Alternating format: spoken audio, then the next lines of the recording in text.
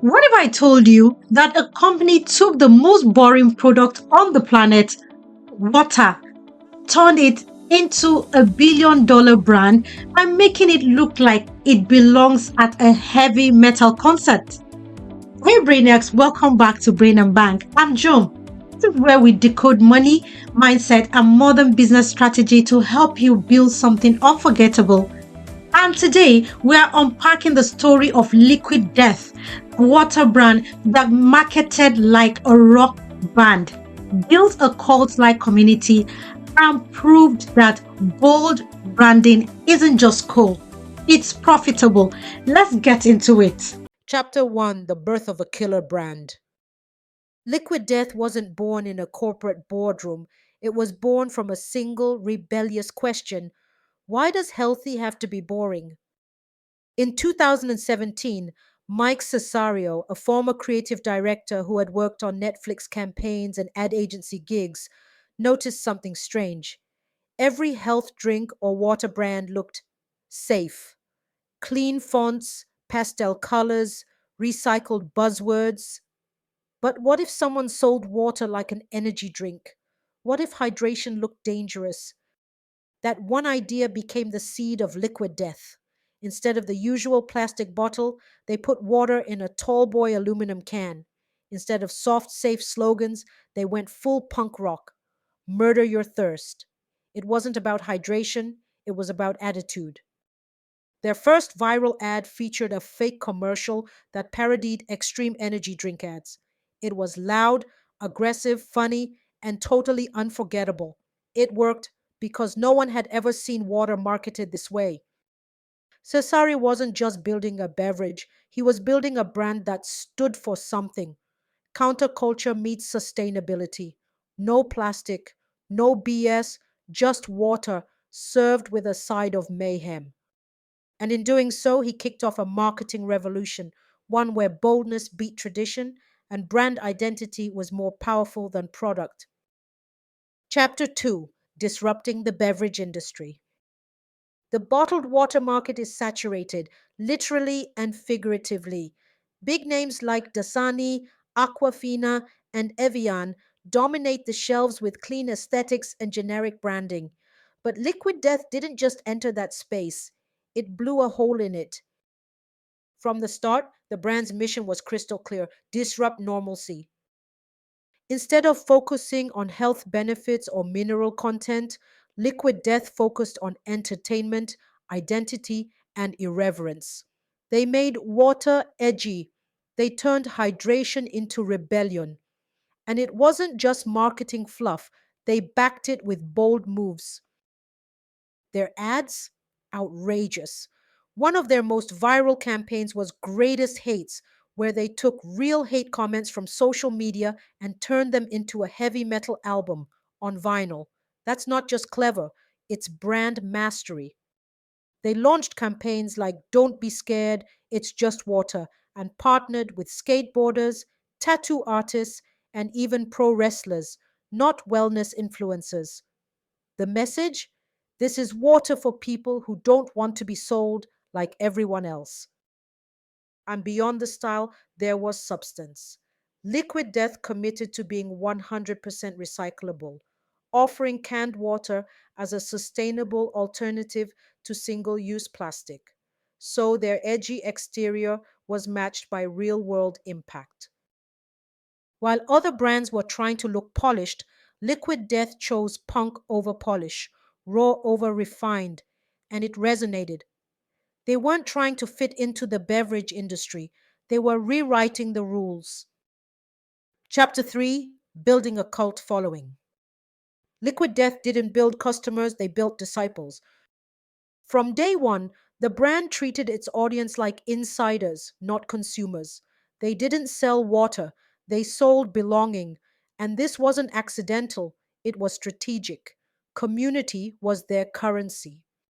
Instead of expensive billboards or celebrity endorsements, Liquid Death doubled down on underground credibility. They partnered with tattoo artists, metal bands, skaters, and creators who didn't fit the mainstream mold. If it felt rebellious, chaotic, and slightly unhinged, It was Liquid Death territory. They leaned hard into humor and chaos. Their website was a mix of punk rock meets parody. Their merch, band tees, skate decks, and even stuffed plush toys of their mascot, Death. Not only were fans buying water, they were wearing the brand like a badge of identity. But the secret wasn't just branding, it was interaction. They responded to comments, reposted fan content, and made people feel like they were part of the show. They even invited customers to become part of the Liquid Death Country Club, an exclusive membership club that had nothing to do with golf and everything to do with brand loyalty. This wasn't just community engagement, it was culture creation. By giving their fans something to rally around, humor, rebellion, sustainability, Liquid Death turned ordinary water into a lifestyle. In a world full of copy paste marketing, they created a brand that people wanted to be seen with, not just buy from. Because when people don't just drink your product but rep your brand like it's their identity, that's when you know you've built something deeper than a business. Chapter 4, Lessons in Bold Branding. Liquid Death's success didn't come from playing it safe, it came from owning its difference. And for any creator or entrepreneur watching, there's a goldmine of branding wisdom hiding in their wild approach. Lesson 1, Dare to be different. The safest brands blend in, the boldest ones stand out. Liquid Death didn't try to fit the typical wellness aesthetic, they flipped it on its head. In a market that whispered, they screamed. And that's exactly why people paid attention. Don't be afraid to own your weird, your edge, your unique voice. It's your most powerful differentiator. Lesson 2, Build a brand personality, not just a product. People don't remember features, they remember how a brand made them feel. Liquid Death made people feel rebellious, edgy, and in on a joke. Your brand should feel human, not robotic. Give it a voice, a tone, a point of view, something that makes people say, I know exactly what they stand for. Lesson 3, Turn customers into a movement. Liquid Death didn't just market to people, they marketed with them. Their audience became evangelists. That's the magic of community first marketing.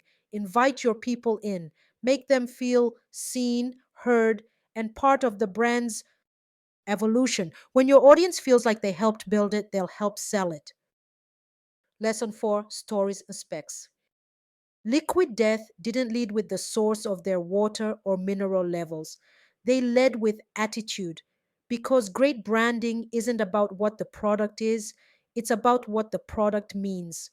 Tell a story that makes people feel something. That's what builds loyalty. Lesson 5, Bold thinking attracts wealth. When you take creative risks, you create category defining results. Liquid Death proved that audacity, when paired with strategy, becomes a magnet, not just for attention, but for serious revenue. If you want premium positioning, start with premium confidence.